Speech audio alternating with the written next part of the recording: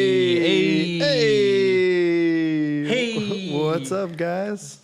How are y'all? Hey. So I'm Kevin. And I'm Chris. We are with Every Angle Inspectors, and this is podcast number 1. So everybody else in the world's doing podcasts, so we figured why not? And here we are. Try to teach you a little bit. There's lots of videos you can go out there and look at some home inspecting stuff and learn, quite a bit. But some of it's, in my personal opinion, on a little bit of the dull side. So we're trying to make you laugh a little bit too while we're teaching you some stuff too. Yeah. So laugh and learn around here, see how it goes, and hopefully everyone has a good time. So how you doing, Kevin? I'm doing great, man. Yeah? I'm doing awesome. I'm really happy to be here. Shout out to the producer, man. We appreciate you having us. For real, Jerry. Seriously, thank you, Jerry. Jerry's amazing. Hey, can we all three do it really quick? Hey, Chris, you missed it. Hey. That's exactly what I wanted. So basically we're professional home inspectors out of North Texas. So we cover pretty much anywhere, Dallas, Fort Worth area. So if you need a house inspecting, we got you covered. Yep. New homes, warranty inspections we do a lot of. Older homes, obviously. You inspected a home from, 1923 today? Yeah. Is that what it was? Yeah. Actually, that can get us into a little bit about the learning portion of this. So start learning, dude. Teach me stuff. No, well, before we go to a house, you always go online, realtor.com or wherever, and then you'll look and see how old the house is. So this one was 1927, so I'm like, 27. This or no, I don't know. Regardless, 1920s, and you look at that and you're like, oh, this is going to be a long inspection. And got there today, and it really wasn't too bad, but particularly the roof had some issues, and maybe we teach you a little bit about flashing today, roof flashing. Yeah, just the importance of it, really. I mean, So what flashing is it's just simply extra waterproofing besides the shingles. Generally, just the metal that's going to be in certain areas around the house. So like wall intersections around like plumbing vents and furnace stacks and stuff like that too. Like you want to see flashing around those, but really around walls and yeah, definitely. This house had so if you've got a roof, right, and then it goes up to a wall, like so, if you can see me on the videos, but basically whenever a roof intersects into a wall, you're going to have flashing right next to it. So you're going to have a piece of metal. And generally, ideally, what that piece of metal is going to be up underneath the siding or into the brick, and then it's going to come back for the shingle. So that way you're promoting that water to shed whenever it's hitting that wall and running down, and it's going to keep running down off your house. Well, these guys, they had essentially just a piece of metal, and it was secured to the shingle part, but it was like hanging off of the where these windows were, where there's a wall.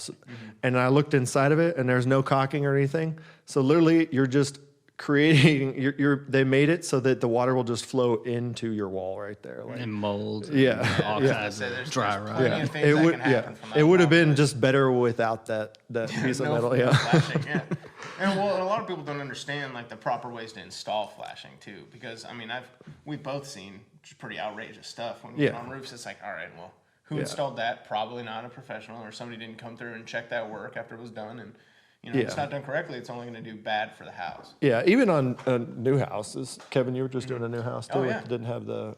Well, there was like a small roof overhang basically, and it wasn't attached at the bottom. So any kind of wind blowing water up into that area, and it's just going to get right under the shingles and to the decking, to the framing of that little area too. So you can see it on new homes, old homes. There's plenty of areas where flashing's one of the most important things of a home. You want to make sure it's as watertight as possible. So a roof is acting as like a series of umbrellas. You want all that water that's going to hit it from the rain, whether it be rain, snow, whatever, just to shed away. We are in Texas. Why do you bring up snow?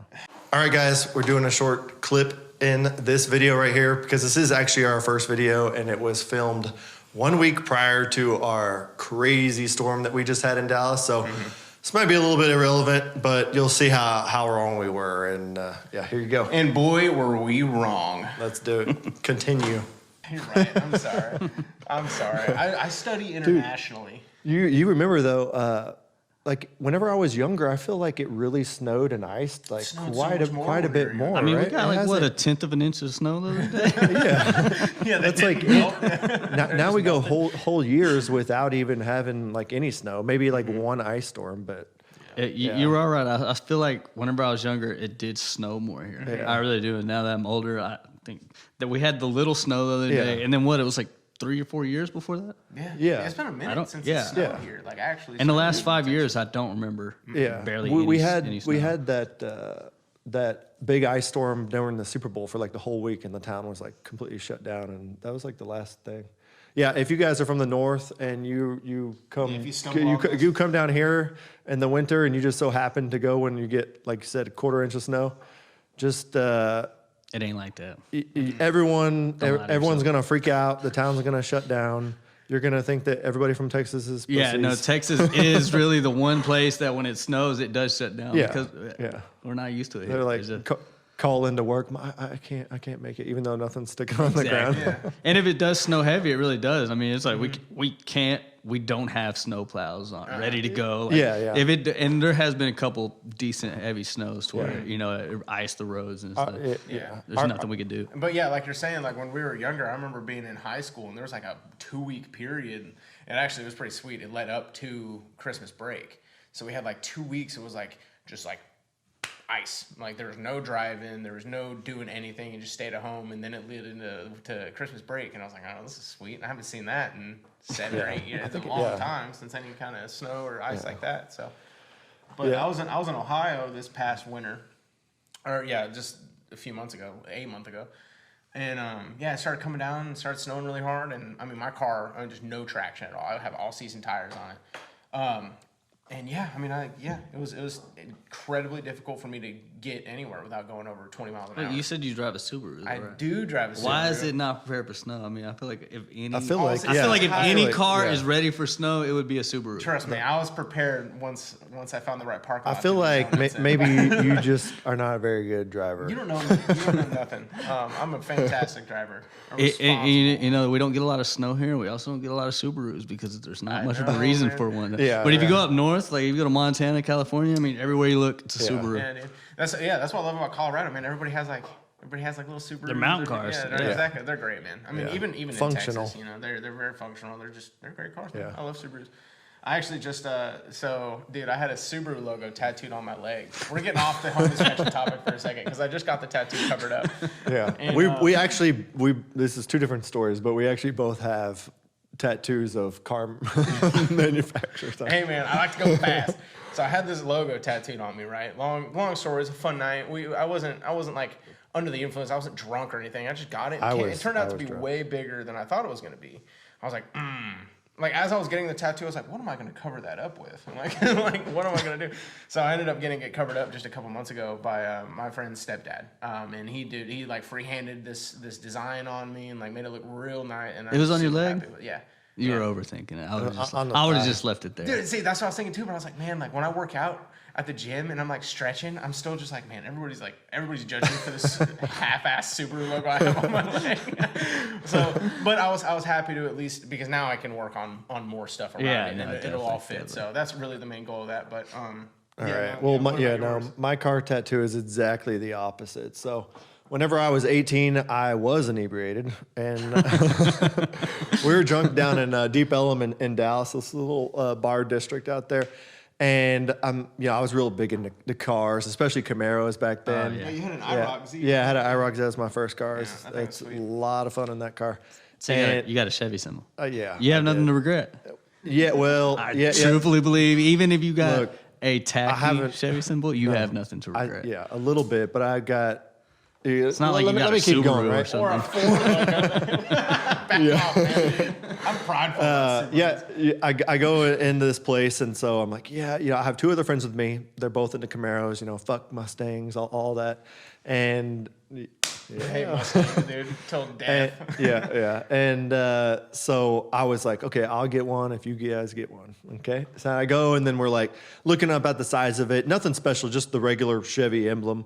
And it's, I'm like, I don't want to get something too big, I thought like in a place maybe you don't recognize it, or like you can kind of cover it or something. But I went with just my chest, and so, but I ended up getting it in literally like I just went with like the inch, like one inch size. a little one, It yeah. almost looks like a line because you can't really just see what it is. Just blue with a black outline, and then my other two friends were like, "I'm not doing that shit."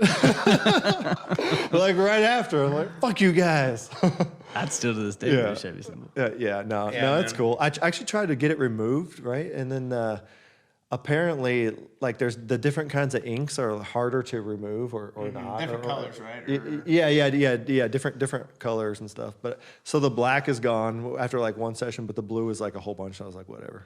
I'll probably like cover it up later. Yeah, I was gonna say you have an artist now, so Look, I'll pay you $25 to get every angle tattooed on you. you have to pay me for that, man. I'll You'll do get it, I'll dude. Get it on. Oh, yeah. I was so. It's not hoping- even- I'll do it with you, but you're going first. Okay. I already learned my lesson. Have y'all seen the videos where they like get people out of the street and offer them like tons of money Yeah, to get I tattoos? remember, like, a long time Like ago. not cool tattoos on their face. They just get some tattoo, like just something they pick. And I mean, people do it. They're like, I'm sure if you're 15 a business, grand? Okay, yeah, whatever. a business would pay. You know? I seen this 15 chick. She was grand? like, she's like a workout Asian girl. She's like, a stocky little Asian girl workout. You can tell she's more upper class. And she went in and got some logo tattooed right on her forehead for like $15,000. Dude, that's I mean, crazy. $15K, that's a lot of money. Yeah, I And mean, thinking yeah. of being a But female too, still- like makeup, you can cover up that kind of thing. Yeah, maybe. Yeah. 15 grand. First off, 15 grand will come and go quick. That's a lot of Exactly, money, but that's what that's you not gotta a think lot of about money. that. It's not a lot of money. Dude, a tattoo on your Yeah. face, I couldn't. I mean, like, I don't know. Can you use that? The thing is, a logo that I don't believe in. Like, if it's something that I Well, that's what I'm wanted, saying. She you doesn't even like, know what this I was about to is. say, I mean, like, a they've literally random just one for talked her sure. into it with money. Yeah. Because she said no at first, and then they like raised the price, and I could be wrong about 15 grand. It might have been more, but Yeah. the simple fact is she accepted money Yeah. to get Dude, something, that's so- and Well, that's crazy. you Like, I couldn't think do that. like a couple thousand probably get it removed though. So And if it did, that's what I'm saying. Maybe. That'd be the only way it's Yeah. worth it is if you kind of already you know could. the price. Yeah, if you're Yeah. prepared. And you're like, to- okay, this is a hustle. Like I know I can get this. And still have my half my return, money. my return on it's gonna be fine. yeah, Oh man, that's so funny. yeah, that's crazy. All right, let's get back into home inspecting. What's the next Yeah. thing? This What do is we gotta actually talk going to be his job throughout all about? It's of just these. getting We us back decided on to, topic. Yeah. Hey man. because I will just kind of, Mommy's I will here. keep going. Yeah. Yeah, I know. All right, so All right. You We're were doing some more. You want to do some more roofs? Is that what you? Well, I have another. Well, the roof that you saw today had a bunch of leaves on it, right? Like it Oh was yeah, sloped I super already showed you that. in- The more leaves than I've ever seen on. So like the way that they design it, this is an old house, so it's almost even not even that old because almost everything has been replaced since then. You know, I mean, it's which you have to be were in a careful 100-year with. house, man. Yeah, that's the- an old house. Yeah, you have to be careful because you've got literally like 100 years worth of people like living in it and doing things to it, Yeah. and messing with stuff, upgrades by crazy people, and Handyman, Joe man. Bob down the road. Yeah, unpermitted. Yeah. Yeah, right. Yeah, well, all that too. But yeah, no, this roof, just the way they kind of structured the roof was, everything came out at an angle, and there was one part with these shingles that was pretty low slope, and all these leaves, because there's a whole bunch of old trees right around it, are just collecting. And I'm talking literally like 1.5 feet of leaves that just keep accumulating. And then in the gutter or no, on the roof. There's like it's kind of hard. It's like a channel, So right? there's two peaks, like two Yeah. like peaks, right? And then you Okay. have like that channel in the middle that's supposed to flow water. Yeah, right? and there's one little outlet, and so all these leaves are just piling up on it. And so if you don't really think that's a big deal, but it is, because now you're like retaining all this moisture on Exactly, these yeah. shingles. Yeah, and it's gonna eventually, well, you're definitely gonna reduce the lifespan of it if you're keeping it there. for right? sure. They're made for water, but they're not made Yeah. to To hold water. Yeah, it's- they're meant to shed water. Yeah. Right? Anytime you have dead organic material like that, now you're inviting like insect intrusion. There were some little wood branches in there too, so numerous issues with something like that, and yeah, just a bad scenario. But now they know about it. They can go up there every once in a while and clean it off, and not too big of a deal. You Well, know, I was even. I'm sorry. just you got to rake your lawn. You got to rake your roof. I guess. Yeah. That's what Get up there with a vacuum once a year, man. Just vacuum your roof. Right, it's like your gutters, got to clean your gutters. Yeah. Yeah, Exactly. yeah, At least check them, make sure. Well, that's one thing. Yeah. A lot of homeowners they like to. It's even in new homes. I was in a new home yesterday where there was a low slope portion of the roof right by a wall. There's a small little gutter run. Well, it wasn't flashed properly like what we were talking about earlier, but that's an area that's going to accumulate a ton of water. You know, once the new trees grow a little bit, more leaves are going to come up in that area. It's going to, it's going to affect it. Yeah. And if you've got like this scenario, because I looked at the pictures too, and I don't know how the architect, the architect draws this up, and then it's got to get approved by his boss or whoever. These plans go through a lot of people, and everybody just missed it. Yep. And now you've got like a valley that's running straight into a wall. So in a heavy rain in Texas, up here especially, you'll get crazy thunderstorms, and then you're just drenched in water, and especially that wind driven too. And yeah, I don't feel like we get a lot of light rains. It's always like it rains and it stays there for a week and then it's gone. Yeah. If you're in like an island or something on vacation, I did a lot of time in Key West, and you'll get like those rains that come in every once in a while. And It's then like they're a gone. nice They're rain. like an hour long, and then it's completely sunny again. Yeah. No, this I went is to like Belize once, and that was how it was, dude. It would rain like super hard for like an hour, and then it's like beautiful again. Yeah. Just kind of like Texas is huge. I mean, our storms are like the size 2 of or 3 countries. days long. Yeah, exactly. I promise you, the storms that come here are probably the whole size of countries. Yeah. There's probably European countries that are not as big as the storm that comes. I used to live in Houston too, and yeah, dude, it's rough right on the coast like that. Like the storms that come in, man. Like I don't. Oh yeah. And there's a lot of hail too around here. We're the same. There's hail all over the country randomly, but there's a lot of hail in North Texas. Pretty much the same area that the Tornado Alley where it goes north, like up into Kansas. Pretty much that whole area is going to get a lot of hail too.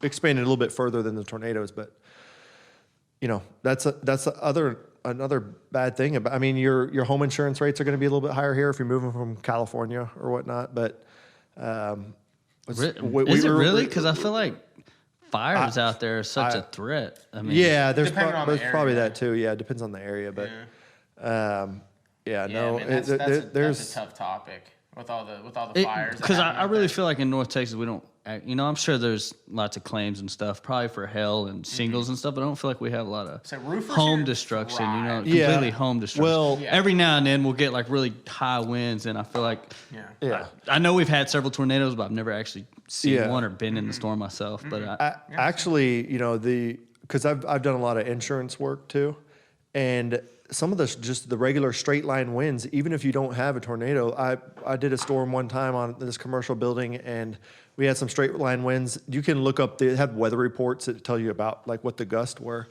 And the gust was up to like 70, and they had a whole big commercial air conditioning unit that sits on the top of the roof, and the whole thing blew off the roof and fell down and landed on a picnic table and a bus stop, like a glass enclosed bus stop. But nobody was there whenever it happened. Right.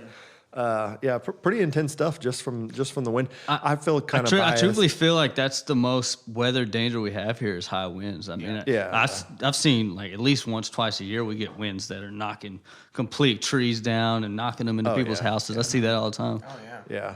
Yeah, and when even you get a tornado, you'll hear a little bit about it on the news, but if you're doing insurance work, you'll be hearing about it for the next 6 months or so, and some of it gets pretty messed up. We had a tornado actually recently, like a month ago, like a year ago, I think, about, right? And it went through just north of downtown Dallas area, which is like a university park and a lot of nicer, wealthier homes. And when you're doing insurance work, and you'll usually the kinds of things that'll come up is like mansions and things like that. So there's some really nice homes that, that tears off those roofs and then it just leaks all throughout it. And if you don't know, I mean, you have to replace whatever drywall was wet, and then you have to go in and like repaint like the entire room because the paint won't match. It gets really expensive really fast. And that's one thing too that we'll find.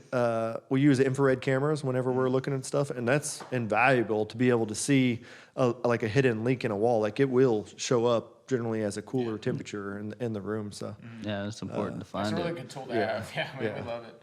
Yeah. Because wet sheetrock usually turns to black mold, right? Over time, it can most turn of the into, time. mold. We're not so like as inspectors, we can't say like, hey, there's mold here. You know, We, like, we yeah. Well, we sometimes say you can't find even. all Sometimes the you can't even evidence. see it on Yeah. that side, right? It's all That's a whole that's a whole nother certification. We'll say like mold like substance. Yeah, if it's- and then whenever we'll be able to kind of explain to you what's going on.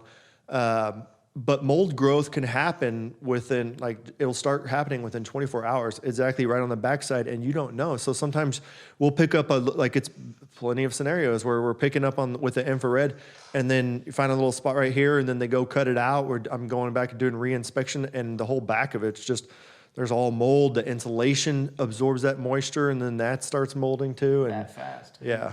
Well, I mean, yeah, longer than 24 hours, but the mold can start growing within I think I'm not a mold expert, but Yeah, I was supposed to say we're not, but yeah, we can try to find as much information as we can. yeah, That's the cool thing definitely. about being an inspector is we can find all the evidence, or we can do the best that we can to find all that evidence, and then Yeah. recommend a particular action. one big place you'll find it generally on homes that are 25 years and older.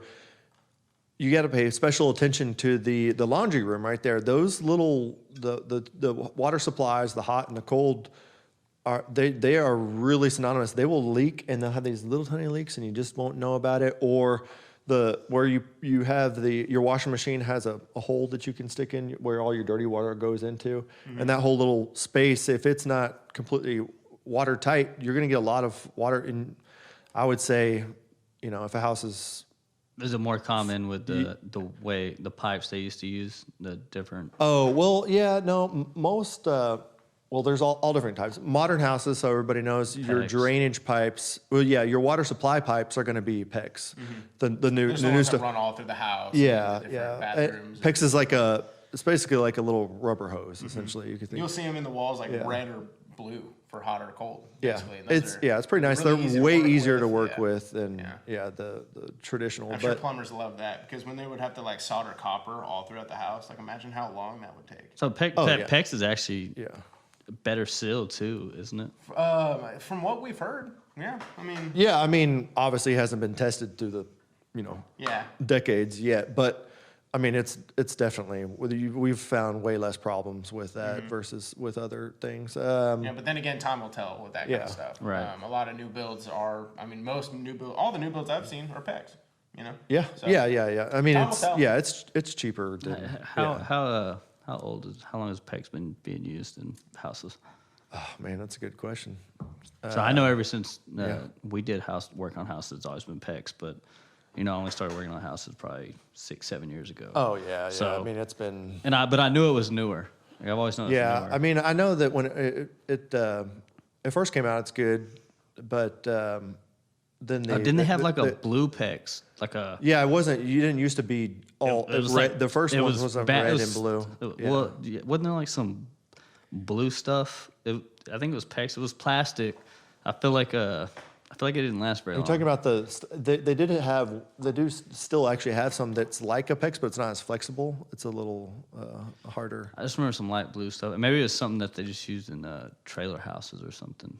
But it didn't seem like PEX because I actually replaced some PEX in a trailer house. Yeah. But what it pulled out of it, it wasn't old piping, but it wasn't PEX either. It was like light blue, and Yeah. it was cheap. Like whatever it was, I don't even know how. Yeah. So my first result for when did PEX start being used was 1980s. So PEX has been used in Europe since the 70s, United States Yeah. since the 80s, initially for radiant heating. That might be when it's first used, but you don't see PEX on. Yeah, houses. whenever it started Like using it 80s. broad, and Yeah, I feel like it's mainstream now. whenever it Yeah, comes I to would say plumbing. probably like mainstream around like 2000 or so. Well, with how quick houses are being put up now, that's the best thing for builders to use because it's going to be the quickest seems for the plumbers to set cheaper, up. It's cheaper, it's cheaper. quicker, yeah. As I say. And with the one thing you have to it was whenever you're getting a house built is whenever the only time you really be able to kind of get into this. Sometimes you can see it, but if you just have that PEX not secured in a wall it can move, and it can make like a ding ding ding ding ding ding ding No, sound. I have So one. I have there's- one under my kitchen floor every time we turn the washer on. Yeah, you can hear it. Just Yeah. Under there banging. I put it in, so I didn't your strap it fault. down. Yeah. I didn't strap it down, so I hear it under there banging around every now and then. That's funny. Yeah, so that's one thing you have to watch out for. And on the older homes too, like this one, I'm getting into the crawl space, So and that was actually our next topic to start talking about. I was about to a little bit on bring crawl up the spaces. crawl space. Yeah, so there's two general types of foundations that you have. Your regular slab, it's essentially concrete with deeper footers in it, and then you've got your pier and beam, which is going to be concrete, wood columns that are going to come up, and then all your wood beams and whatnot are all going Shaky to houses. you're going to rest on that that. creak. Yeah, they're shaky. you're in a pier and beam. If like when you're walking on like a floor and you hear it like dun, dun, dun, and you're on the first floor, that's because there's really nothing underneath you. So the crawl space varies from every house, but you've got anywhere from, I've seen like 10 inches to like a good 2 feet. So my house is or a so, pier and or- beam, and if you start on one house, it's probably a good 2 feet up. But by Yeah. the time you get to the other side, I mean, it's Yeah, it depends maybe on the enough level. to lay yeah. flat and get under it, but Yeah. it's not like. Is where there you- is there you're- like a is there any material on the floor? Like, so when you look in your crawl space and you see the ground, is there any kind of like a vapor barrier or anything like that underneath? just on the Or the is it just dirt? soil? Yeah. No, it's just soil. Just But I soil? mean, this house has Yeah. probably been sitting here since Yeah. the 50s or 60s. Yeah. So most of them are just soil. You can have a vapor barrier on there. The biggest thing, you just don't want like a continuous moisture problem down there. You want good ventilation. Yeah, I was about to say, as long as what's the ventilation requirements? One vent two- for every 150 feet. I think that's right. Yeah, and then It's rare that we have to do the math on And something usually, like this. usually, I mean, we see that stuff in the stuff. Yeah. It's really for there are 1 in 150 or 1 in 250. There's these different rules, but really, when you 1 in try, sometimes it's 1,500. not great to get crazy technical. It's more about being realistic. So you don't want to just show up at a house and be like, oh well, there's not enough ventilation in here. Call a contractor. Like that's not practical. So. Just like look at it, see what your vents are doing on the outside, and make sure they're not clogged. Just kind of put all those things that you see. Is the dirt wet? Is it dry? And kind of combine all that before you really make a judgment call on that. You don't want to just go calling stuff out. So yeah, that's the biggest on those. But the other thing with being down there, where I was really leading to in the crawl space, was that in the older houses, you'll almost always see the old cast iron as your main drainage. So drainage lines completely separate than the supply, the different materials. In all new houses, it'll be PVC that's run through the walls, and even all the way out, you're dealing with just PVC. But back then, you're dealing with this old cast iron pipe, and it's had so much time to sit there and degrade. Most of the time, what you'll see on an older house is the plumbing has been upgraded as far as the drains go, and all that the drains are PVC up until you get underneath the house, and then they're connected to that cast iron. So you really got to pay close attention to that, because if there's something wrong with it, you might not even know you got a leak, and you see that the soil. The one is- that was on my property was so bad we had to literally pull. Yeah, We had to yeah. pull the cast iron up all the way through the yard, all the way to the main. Yeah. So Right. you're talking exactly. You're talking about excavation, tearing that stuff out. and No, I mean it was a putting lot of work. new pipe in, It was a lot of work. Yeah. So yeah, things to look out for in an old house. There's tons of other stuff, but I'm sure we're gonna get to that in all of our other podcasts to come. Hopefully, we'll see how. And old houses how didn't this have like a goes. lot of electric. Oh, People that always buy old houses, they always have electricians in their ad and all kinds of stuff. Yeah. Well, one thing we look it's- for, I mean, if we're going into an older home, the first thing that comes to our mind is like, what kind of electrical system is going to be, present? Right. They had the what was Federal Pacific or there was the knob. Cisco What's the Pacific. one that Oh, was yeah. run by the knobs? And That's all it is. Those are horrible. Tube wiring? Yeah. Knob and tube. We've pulled one out back when I worked at an electric company. We was Yeah. a couple houses. We had to Yeah. pull it all out. So yeah, usually even on old, it's really rare. I've only seen. I've seen two of them. Yeah, I've only seen it like in use still one time, but they don't have Knob and tube? grounds. Yeah, Knob and tube? Okay, I haven't seen knob and tube yet. yeah. It's really rare, guys. I mean, it's It's usually the sketchy if system- you ever have to work on it. You're like, Yeah. oh, But you then, want to touch yeah, this. I'd be This- sketchy just looking at it as an Yeah. inspector, like, I don't know about that. once you have the knob and tube wiring, now you move into asbestos wiring. So that's the whole thing. We'll go over all that stuff on a different time. But I guess we're gonna wrap this one up, right? I know we're getting closer to that time. I know we're wanting to keep them a little bit shorter so we keep everybody's attention. Yeah, we'll see. I don't know if you guys want to see some long stuff. I don't know. Yeah. Yeah. But anyways, home inspectors so- out of North Texas, man. If y'all have questions or if there's just anything you're curious about, just let us know, man. We definitely like Yeah, talk. yeah, We like to talk. We like to learn. We like to Even if you're just living in a house and you're not even buying a house right now, just if you've got like a crack in the wall and you're like, oh man, I don't know what that is. I don't. Yeah, it's You know, getting bigger and just, bigger. just send us a picture and we'll help you out. You know, Yeah. just we'll answer whatever questions you got. So, all right, guys. Until next time.